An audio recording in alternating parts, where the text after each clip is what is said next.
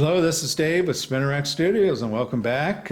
Part 3 of our deep dive into what I call the Hey Kids comics rack. This particular side says the best in comics. And as I usually do, let me kind of pan down. And then I'll zoom in, except I'm going the wrong way there for a second. And we'll pan back up, get a little bit closer look.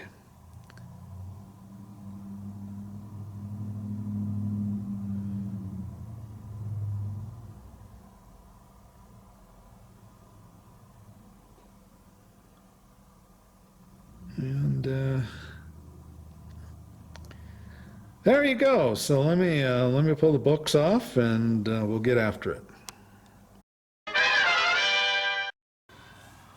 All right, I'm back, and we're going to start out with some Golden Age goodness here. And we've got Cowgirl Romances, issue number 12 from 1953. The cover artist was a guy by the name of Maurice Whitman. And Maurice lived from 1922 to 83. And, you know, not a lot I don't think is known about Maurice, or at least you don't hear a lot about him. But, you know, he had a pretty wide career. Obviously, he was with Fiction House, since this book is published by Fiction House, pardon me. But he served actually in the Army during WW2, and he was assigned to the graphics department where he painted signs and did posters and all. Not surprising considering his background with art.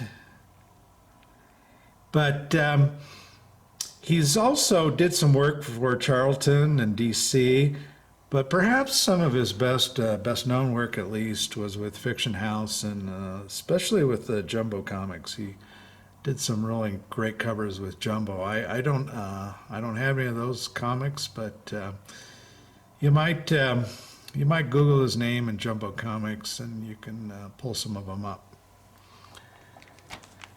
Oh, and by the way, before I move on, you know, if you've seen some of my videos, I have probably 2-3 long boxes of Western comic books. I enjoy Western comic books, but I really enjoy these quirky Western books. So anyway, that's Cowgirl Romances.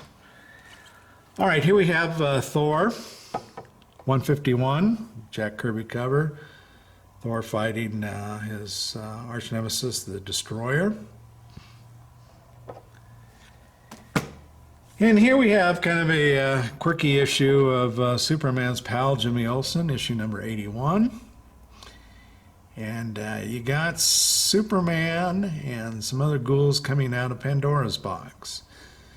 And this is kind of a crazy looking cover. You know, I really like, if you look closely at Superman's head there, he's got kind of this pointy ear. But I'll probably keep this one out for Halloween.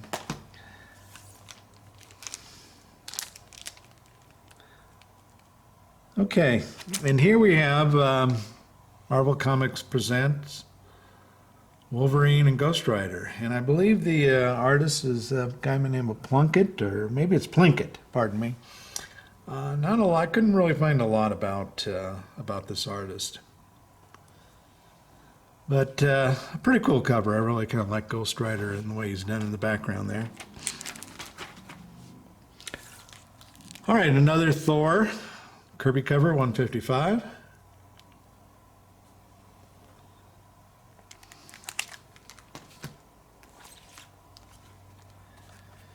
Human Torch number 1.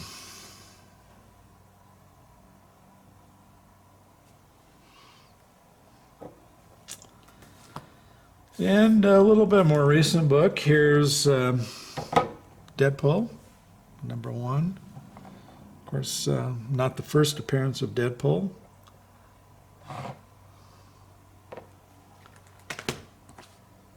And in the past videos, you've seen a little bit of Jim Lee,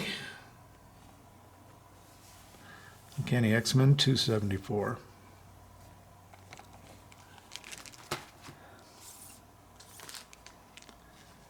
Detective Comics 484.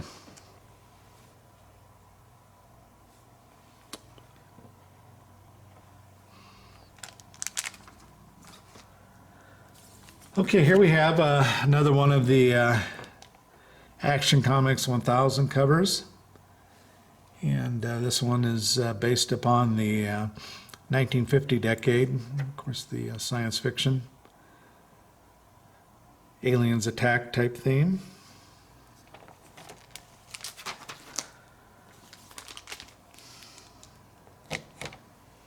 Tales of Suspense, 96.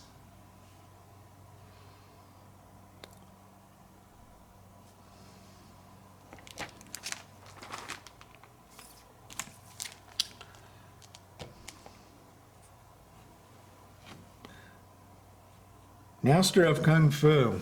And some of his books have been heating up a little bit with the movie coming out. I maybe only have two or a handful, not even that, two or three probably, Master of Kung Fu. Oddly enough, one of the few books I have, from what I understand, is somewhat of an important one. This is the first appearance of, I think it's called Razor Fist.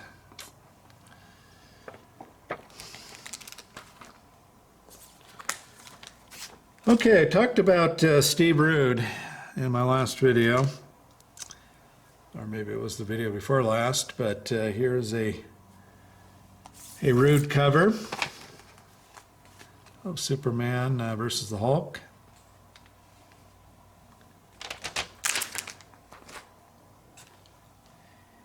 And yet another Steve Rude cover variant of Action Comics number 1000.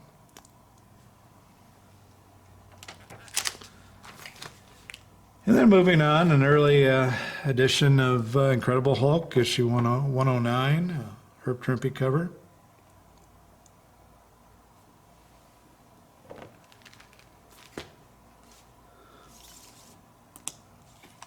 And then this cover of Hulk always cracked me up. Incredible Hulk number 449.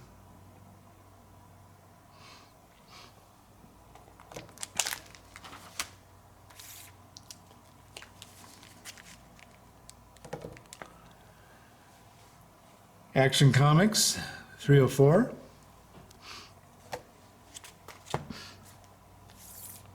Yet another one of these crazy ventricular covers that I complain about not really working, but nonetheless I buy them. Takeoff of Amazing Spider-Man, number 129, first appearance of Punisher. But if you can see, he changes into Deadpool.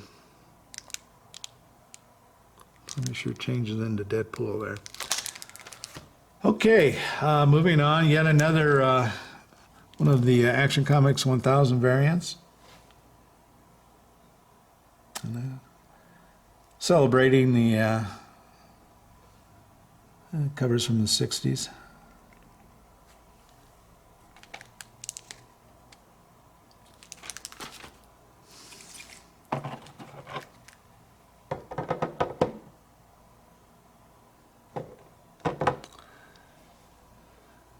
Two Gun Kid, 91. I always like this cover. I kind of like this guy here, the way he's looking over his shoulder. And if you look here, there's somebody up in a tree shooting on him.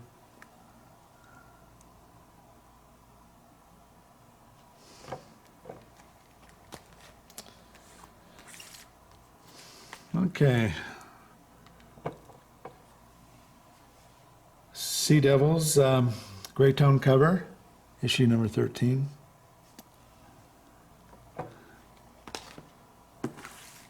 And here's another early Hulk, 103.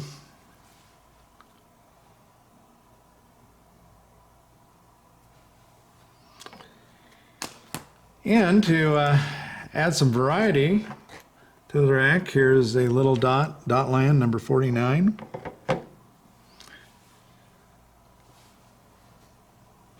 I feel sorry for the artists of Little Dot, because I imagine they got very, very tired of drawing all these dots.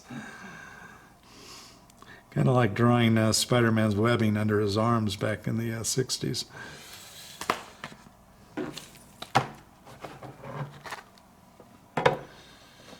Rawhide Kid, 115.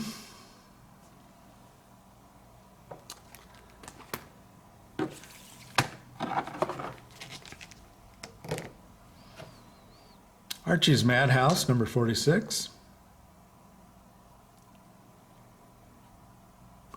I kind of always like these books with these goofy little drawings along the edges.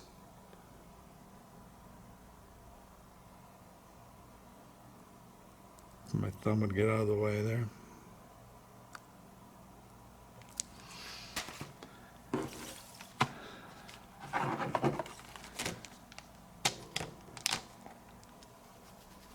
Yet another Lois Lane, number 37. And yet another cover of Happy Lois marrying Superman and Sad Lois marrying Clark Kent.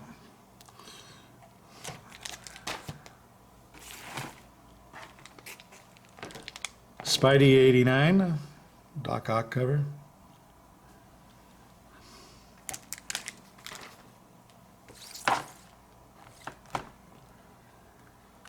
And here we have Archie's Girls, Betty and Veronica from number 163.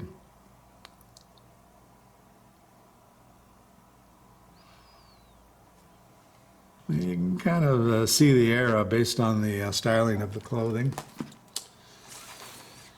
Early Silver Age Cap issue, 127.